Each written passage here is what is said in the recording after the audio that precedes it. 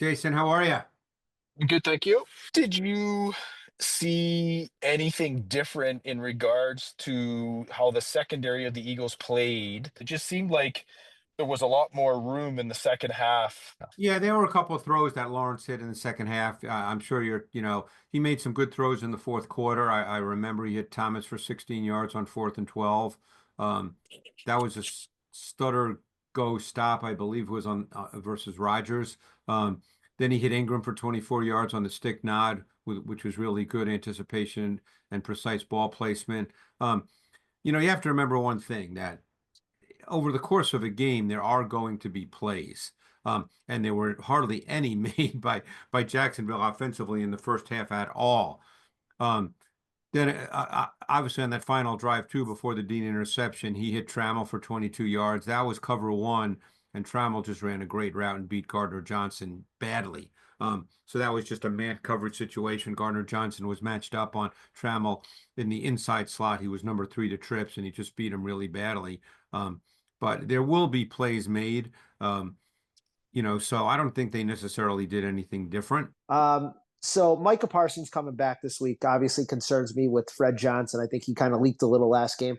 But overall, with the Dallas defense, how would you go about attacking the Dallas defense if you were, Kellen Moore this weekend? The Cowboys defense has been an odd group this year. Even when Lawrence and Parsons were there, they were not very good against the run, which is kind of surprising. I think one player who I really liked coming out of college has not played at all to the traits he showed in college, and that's Mozzie Smith. Mozzie Smith, they expected to be a force in the interior. And he's not played to the athletic and movement traits he showed at Michigan at all. And in fact, when I watched him in Michigan, I thought that there were times he was similar to Jaylen Carter.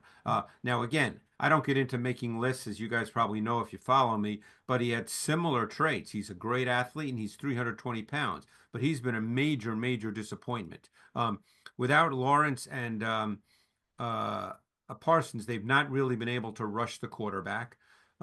They've been playing Kendricks, who I think is probably closer to the end of his career. Yeah. They've been playing Kendricks and Overshone, who's a second-year player from Texas who missed all of last year at linebacker.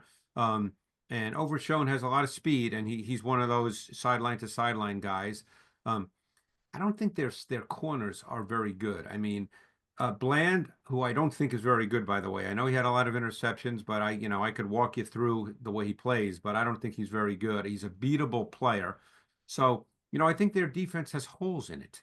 I think they're beatable in the pass game because, Parsons obviously changes things, assuming he goes this week. He certainly changes things, and they will try to match him up on Johnson, and that could change the way the Eagles have to protect. Hey, Greg, on Jaylen Carter on the TV, I thought he played a pretty good game against a pretty good guard. But I just want to know what the tape said. It's funny you say that because I thought Carter played fine, but I didn't come away watching the tape going, wow, Jaylen Carter really played well. In fact, the guy who I felt, and he always seems to show up, is Milton Williams. I think Milton Williams every week shows up, both in the run game and as a pass rusher. So, Carter, maybe I expect too much because I think the guy's talent level is probably top three in the NFL when it comes to defensive tackles. But, I just didn't feel watching the tape. He didn't jump out to me. So, it's not as if he played poorly or anything like that, but he didn't jump out.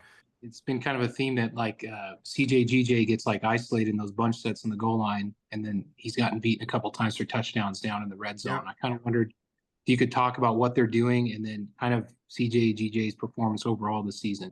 When they're playing cover one and it's trips to one side, three receivers to one side, he's the matchup. If they're playing nickel, they're not a heavy dime team at all, so they play nickel predominantly. I think maybe they play dime just a couple of snaps here and there. So they're a nickel defense. So what happens if you're going to trips and you're playing cover one, he's going to match up to number three to trips, the inside receiver to the three receiver side. That's when Trammell caught the 22-yarder against him on I think it was the play right before Dean's interception. But he's going to get that matchup. And he gets beat. He's struggling a little bit when he has to play man coverage. And you know, unless they want to change that, because Blankenship is not a man defender. They're not going to put Blankenship on a wide receiver number 3 to trips. They're not going to do that. That's not his game. So, you know, with those two guys, it's going to be Gardner Johnson who gets the matchup. And if they choose to play man, he's going to have to play better in man coverage. Zack Baun, he just kind of sticks out every week to me. Yep. There's an older linebacker that I kind of remember that he kind of reminds me of, and I kind of wanted to see if I'm kind of on point or far off, is Adalius Thomas. Adalius Thomas was 6'4", 270 pounds. Yeah. You know, Baun, I think, has played really well. And the first play of the game, to me, was very representative of Zack Baun and the way that the Eagles play defense. Because the Jaguars went with a flood concept, okay? Flood concept means to the same side of the field, there's a vertical route, there's an intermediate route, and there's a short route. And when you call flood, you're looking to hit the intermediate route, okay? And that was Ingram on this particular play. It was the first play of the game.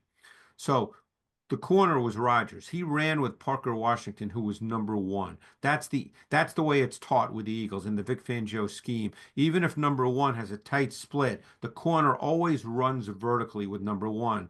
And they want to rely on their underneath defenders to get underneath the flood, you know, the intermediate route. Not a lot of teams do this. That's the Vic Fangio way of thinking. That's what they teach.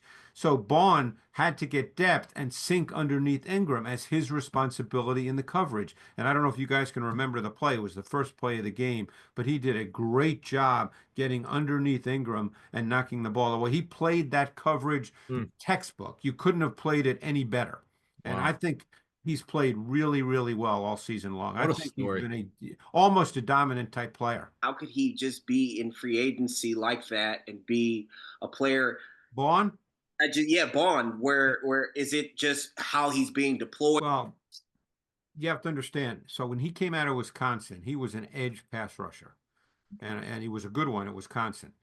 The feeling was that he might not be good enough to do that at the NFL level. That was the feeling, despite the fact that he was really good in the Big Ten, and you know, so the Saints drafted him, and they did not draft him with the idea, Eric, of making him an edge pass rusher. They drafted him with the idea that we're going to, in a sense, make him, you know, a regular linebacker, not an edge pass rusher.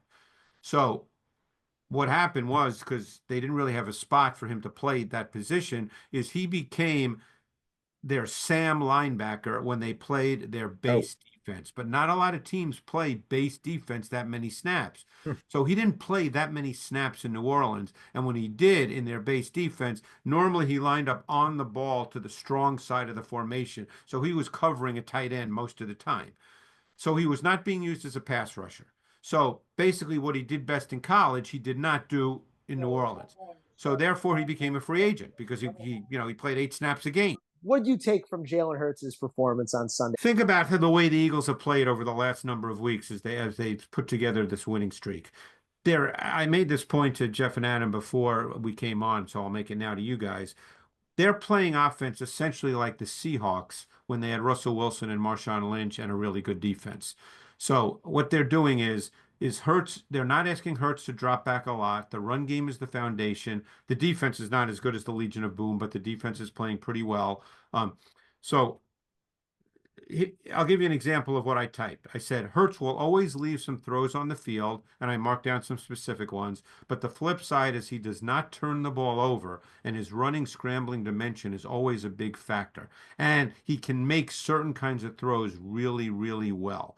Okay, he's a very good deep ball thrower. The Smith 46-yarder on 1st and 10 in the 4th quarter was a designed, what we call a shot play. They lined up with 3 tight ends, 13 personnel. They went boot action to the field. They protected with 7 to make sure that there'd be no pressure. It was just a 2-man route combination. Calcaterra ran the curl route, and on the other side, Smith ran the deep over route off an outside stick that just ate up the post safety Cisco, who I still think is running to the sideline as we're talking now. So, you know, it was great play design, and he can make those throws exceptionally well. He's a really good deep ball thrower. And he obviously made a great throw on the Smith touchdown, which was really kind of an odd play because there was not a lot of room there, you know. So that was, you know, it was an interesting call because there was not going to be a lot of room, but he made a great throw and a great catch. He put it the only place that it could have been caught, and Smith made a great catch. If you can run the ball and you can hit some big ones, and he's good at that, then you can win games. I mean, that's kind of the way they play.